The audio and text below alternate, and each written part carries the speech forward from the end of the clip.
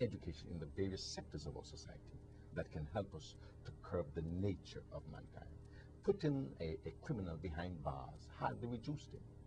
We have seen that over and over in time, coming through that when you release him, he goes right back because there is something of the brain that when it practices it, it carries it out until there is a fundamental, radical, spiritual change that takes place in that individual.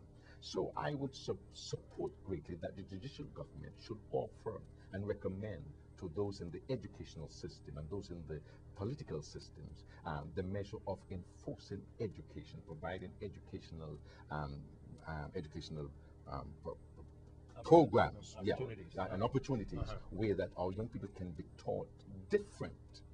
Now, let me add here that those who have in our society that are a nuisance to our society in those inverted commas of running the crimes and the drugs and the gangs and the abuse situation, because there is hardly much change we can make, and that's why you find that the prison cells are filled there, because you hardly have much change there because they've already been mature and involved in it. Where we have hope is the upcoming generation. And I do think that a real study and research should be done across the Virgin Islands as to what best approach we can do to help curb this upcoming generation. As I was coming down to this program, I thought about it. I said, look, first we need to look into the school. One of the eye-openers to where our young people are going is right in the school. And I know teachers and our personals in the schools are busy with it, but somebody needs to be able to say, look, this is where the trend of this child is going. Isn't there some sort of a special education program to help him from not being numbered with the statistics of the criminals and the crimes coming out of the Virgin Islands? We're not able to change the present, but we can show on to the future. And that's why those of us who are in position of authority and in the society should be able to come together and find ways to provide education. Now, I'm not talking about the math and the chemistry, etc., because you may have those, but yet if you are an abuser, you only have an abuser who can use chemistry to make it much more effective, so much more powerful, destructive, if you understand what I'm saying. So what we need is some sort of what I call the old biblical education of respect for life, respect for the person, respect who you are, and the family values, community values.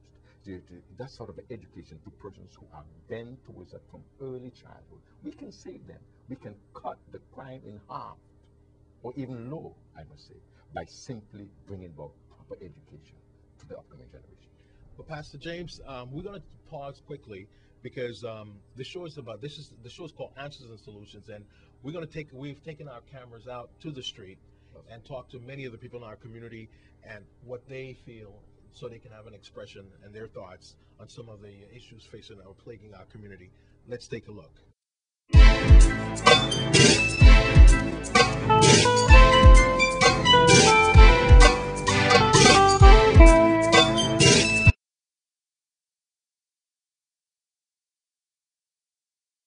I think they should continue having prayer in school and teach the children more about God, teach them how to pray, and also the parents need to teach the children at home to pray because they are not doing it. You know, to them everything they do is okay, but it's not okay. Everybody needs to have a little piece of God in their heart, you know, in here and in here. You need to be wise about stuff. So I think that's good. That would be good in school. A little, even if before you come to school, you say a little prayer. That's good. I think we have the freedom of expressing ourselves in certain different genres, but if you must pray in school, my best advice would be, you know, pray in silence, pray by yourself. But I don't think that should be extracted from the public school system or the private school system. If you want to pray, pray by yourself.